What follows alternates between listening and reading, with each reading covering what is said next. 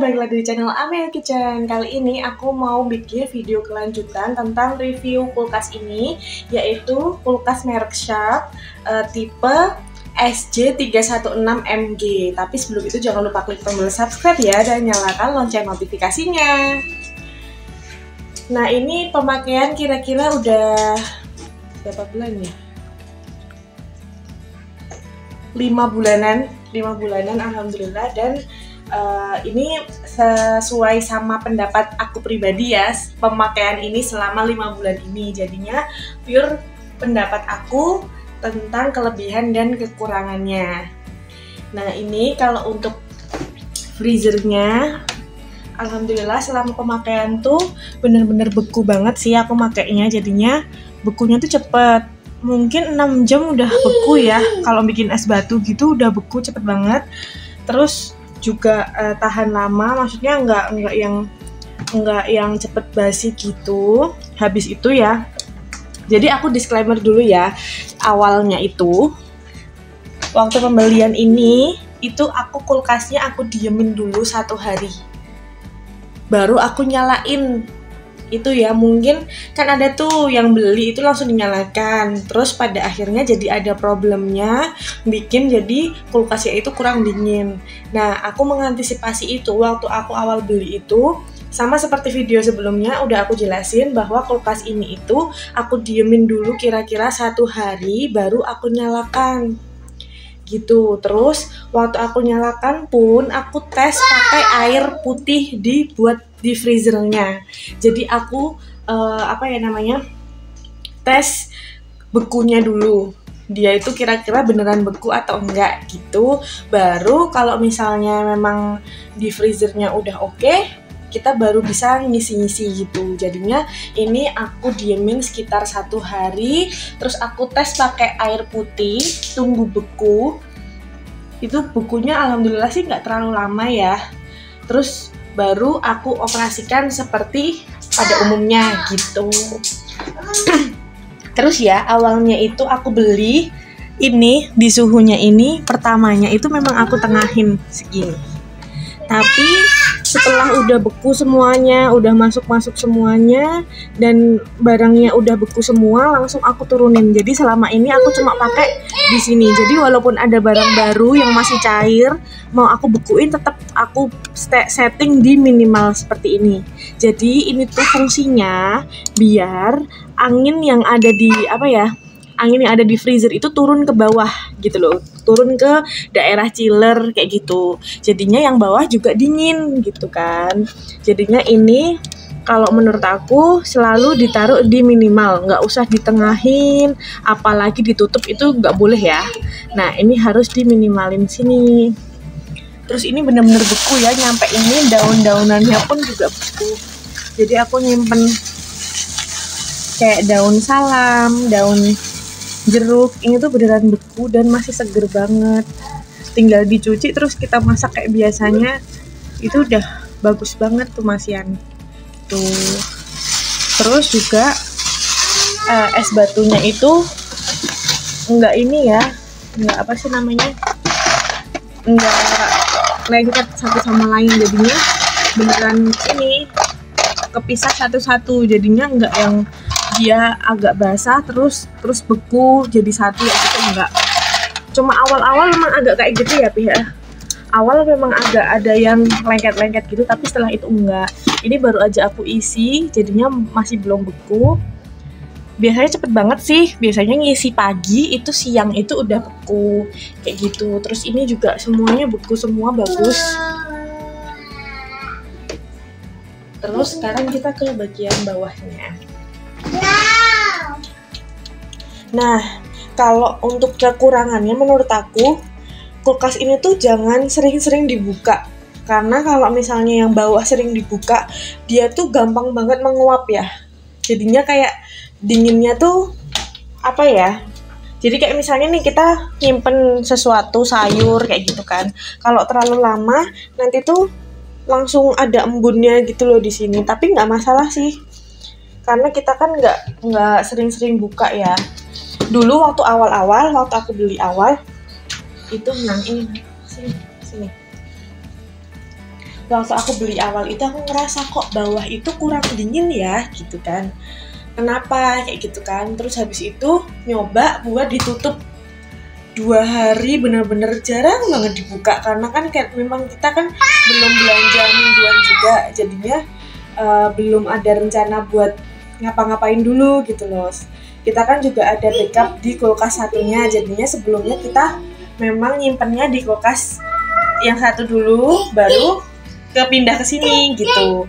Nah ini sempat kita diemin 2 hari, nah ternyata baru dingin banget. Jadi airnya tuh benar-benar dingin banget. Baru sebentar disimpan tuh udah dingin. Jadi menurut aku tuh kuncinya tuh di awal. Jadi di awal beli itu benar-benar disimpan dulu, nggak usah buru-buru make, ditunggu dulu. Kalau dia udah benar-benar dingin, baru diisi semua. Gitu sih menurut aku. Jadinya kalau untuk kekurangannya itu tadi sih, jangan terlalu sering dibuka. Tapi dengan harga 3,1 dapat kulkas setinggi ini, sebesar ini, menurut aku worth it sih buat dibeli karena penyimpanannya tuh banyak. Itu freezernya juga besar, jadinya nyimpen makanannya tuh lebih banyak. Chillernya juga besar banget nih. Ini aku nyimpen di sini makanan, Adek Soleh. Aku nyimpen makanan di sini itu sekitar 2 minggu, bahkan hampir 1 bulan tuh nggak basi sama sekali loh. Adik jangan mainin itu nang. Ini padahal makanan matang semua kan, jadi kayak ayam-ayam. Jadi aku nggak masukin di freezernya. Aku cuma taruh di chiller dan itu tahan lama banget dan nggak bau sama sekali. Jadinya kalau ini dia klaimnya itu nano deodorizer, ini beneran sih karena dia itu beneran nggak bau.